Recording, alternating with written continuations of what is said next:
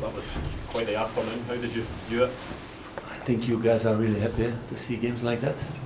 I was not so happy about the beginning, clearly. So my Scottish assistant have a word for that, but better not use in a press conference. So it's the worst scenario you can have in an Old Firm game, to go behind after 1 minute, also in the way we went behind. So that's a big blow at that moment, for the team, for the fans, for everything. Afterwards, we didn't go down, but we were not good enough on the ball. It was also a special situation today with the wind. It was difficult to play really good combination play, but we didn't manage to do enough. We had a few chances still in the first half to score. Celtic had also a few. It's a pity, because this thing comes back. I think every manager in the world, every player in the world wants this rule to be changed, because I know with the rule it's penalty now, but if a ball is brought in at that speed in front of a goal and it's touched by the head and it's deflected and you jump up, and that moment you see that it's deflected, you want to take your arm away, but it touches your arm. With the rules now, it's penalty, so nothing to say about decision of referee or VAR but everybody who's playing football says too many penalties are given in that way, without there's a good purpose for it. So that's frustrating to go 0-2 into halftime. It could have been 1-2, then you hope in that way to stay in the game.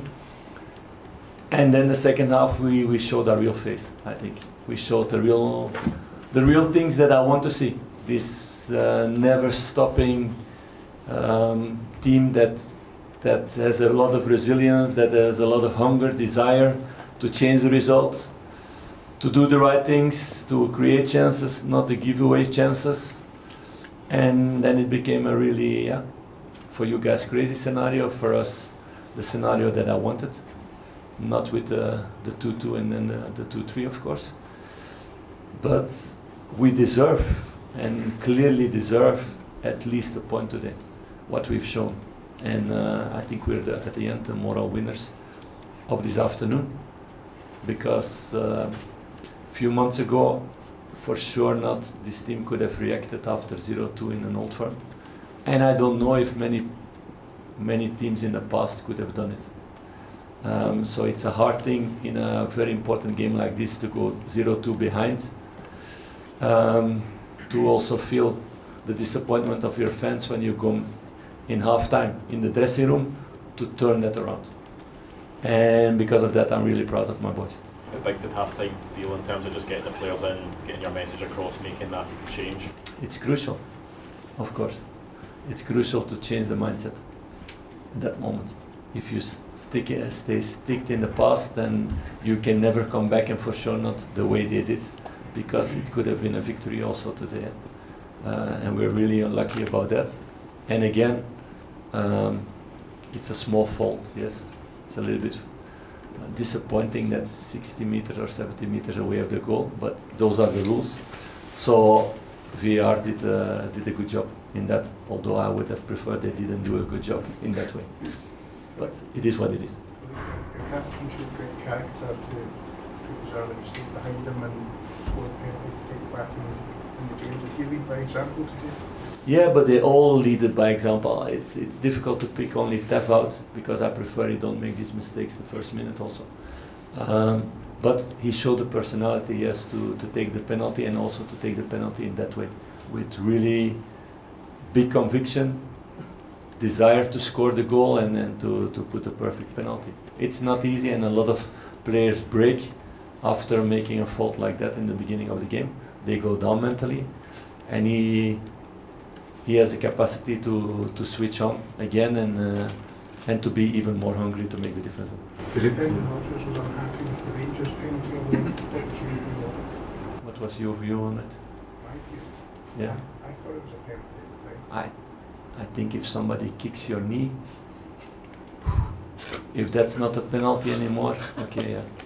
But everybody can have his opinion. I think the referee and the VR did a really good job today. Although I was disappointed not getting this goal because of the small fall in the first half and then this penalty situation of Connor. So I think we had much more reason to be unhappy about things, but we are not, because I think and the referee and the VR did a good job today, and if it's the case, we need to say it also.